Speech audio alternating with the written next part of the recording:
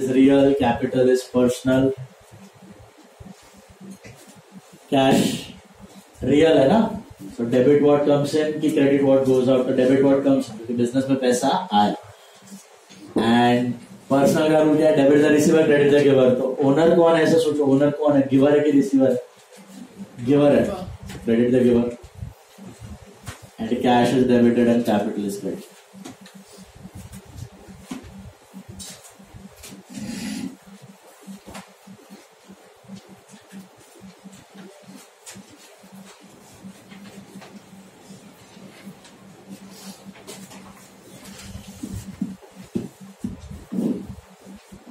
Done?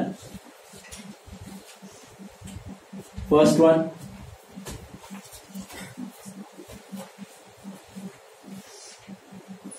Okay?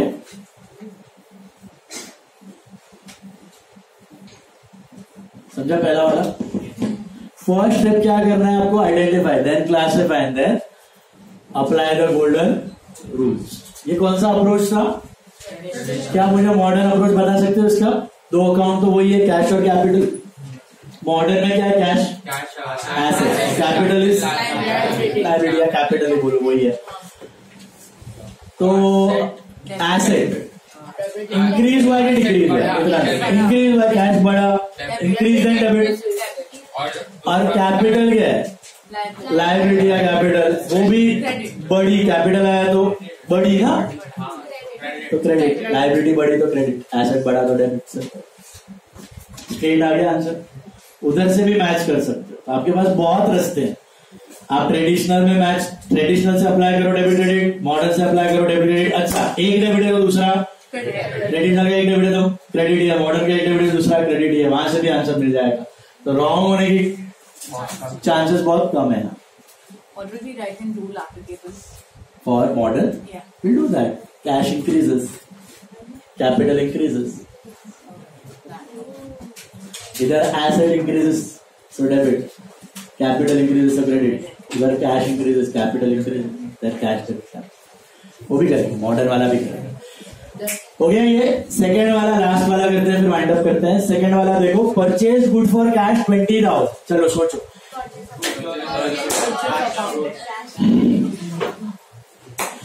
What are the two accounts? Purchase and goods. कि purchase and cash.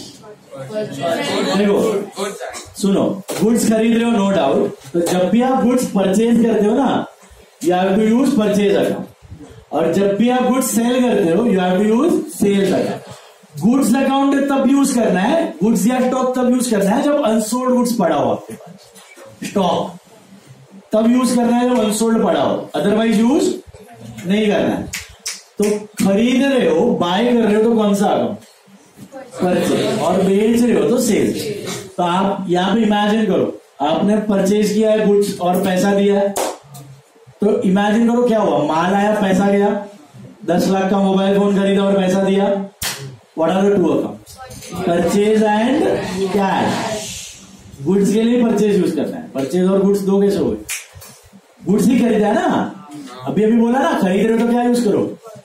Purchase. बेच रहे हो तो सेल्स. स्टॉक या गुड्स अकाउंट अभी यूज नहीं करना है, वो कब यूज करना है? Unsold goods. ओके, तो purchase account and cash account. Is that clear? तो two accounts are purchase and cash. अब परचेज ऊपर लिखो, कैश नीचे लिखो, या कैश ऊपर लिखो, परचेज नीचे लिखो, चलेगा. बट उसके रूल बराबर से लिखना फिर आगे. सो purchase account and cash account, ये समझ आया? चलो बताओ ट्रेडिशनल में परचेज क्या है? रियल. What is purchase? ओ भाई, nominal and expense, biggest expense of the business. It's nominal and real. कहां से हो गया? ओ भाई, what is purchase? Biggest expense. Stock है, स्टॉक बचा हुआ, वो रियल एंड एसेट है. Purchase is nominal and expense. Classification मजबूत होना चाहिए. और होमवर्क दे रहा हूं मैं वीकेंड के लिए. क्लासिफिकेशन क्या मजबूत, मतलब मंडे को कड़क रीत से आना चाहिए, ट्यूसडे को. आपको पूछूंगा नहीं तो फिर 10-10 बार. क्लासिफिकेशन नहीं आएगा तो अटक ही जाओगे, इधर ही गाड़ी रुक जाएगी तुम्हारी. Purchase is what? Nominal expense, इधर आएगा nominal biggest expense of trading business, what is sales? Sales. Nominal and income, biggest income of a trading business, right? Cash real. Purchase nominal, what is cash? Real asset, right? Yes. All right. अब imagine करो आपने माल खरीदा, purchase किया, तो खर्चा बढ़ा कि घटा? मतलब खर्चा हुआ कि इनकम हुआ, क्या हुआ? नॉमिनल है ना, नॉमिनल। नॉमिनल का रूल क्या होता है? Debit all expense and losses, credit all income and. तो आज के और अंतरात्मा इस परचेज एंड एक्सपेंस और एन इनकम, तो क्या रूल अप्लाई करो?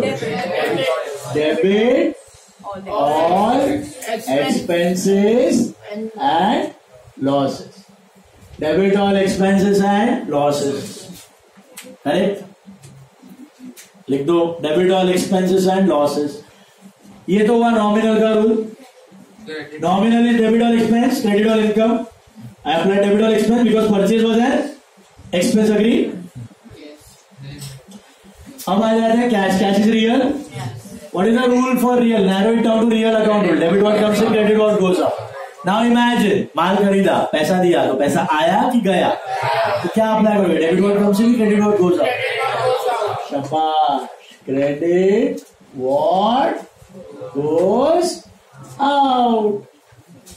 हो गया आपका काम। Can I put debit what comes in over here in cash? No, cash is going. So reason में क्या लिखोगे? वही लिख रहा है, purchase is expense. Purchase is expense and cash goes out. Cash goes out.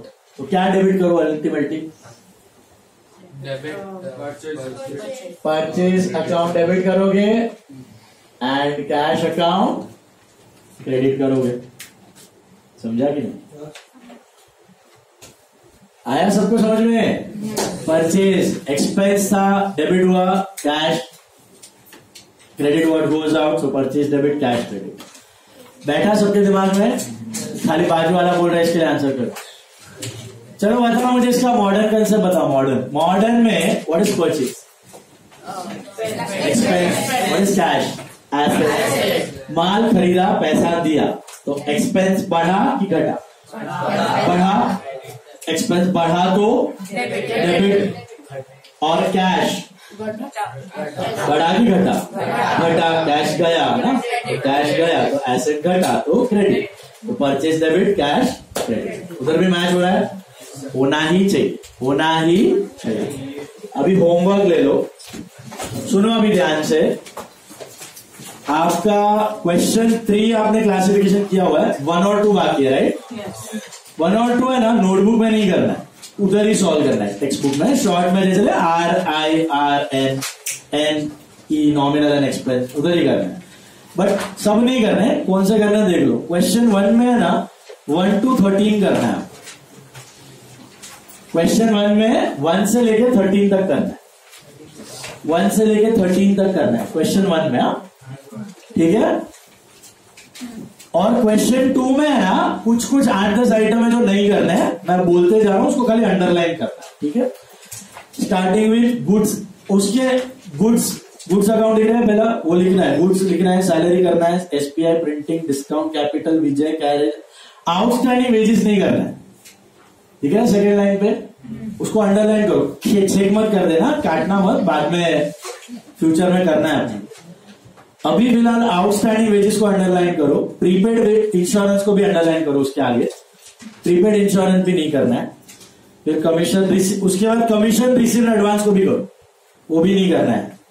Commission receive advance को भी underline करो, वो नहीं करना है।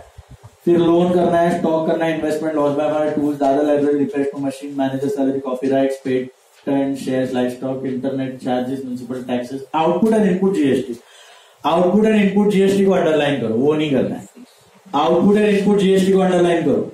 फिर audit fees, bad debts, premises, lease hold, building, pure property, Sunita textile, proprietor wife, state government bonds, debenture, stock of state. Outstanding salary, outstanding salary को नहीं करना है। प्रीपेड अनएक्सपायर्ड इंश्योरेंस को भी नहीं करना है, उसके बाजू वाला आउटस्टैंडिंग सैलरी, अनएक्सपायर्ड इंश्योरेंस नहीं करना है। फिर गैस एंड लाइट करना है, debtors, creditors, goodwill, trade, royalty, bills receivable को नहीं करना है, बिल्स रिसीवेबल को नहीं करना है, last word, fourth last line. Bills receivable को नहीं करना है, फिर bank commission, bank charges, packing, brokerage, machinery, upkeep, debenture, interest, mobile use, publicity, employ provident fund को नहीं करना है। Second last line, employ provident fund को अंडरलाइन करो, एम्प्लॉय प्रोविडेंट फंड बस। बाकी सब पे कहां लिखोगे आंसर? उसी के ऊपर, छोटू एंड एडिंग, एकदम छोटू, तुमको दिखेगा ना उधर ही, छोटे एंड एडिंग में ऊपर ही मार्किंग करनी है। Is it clear?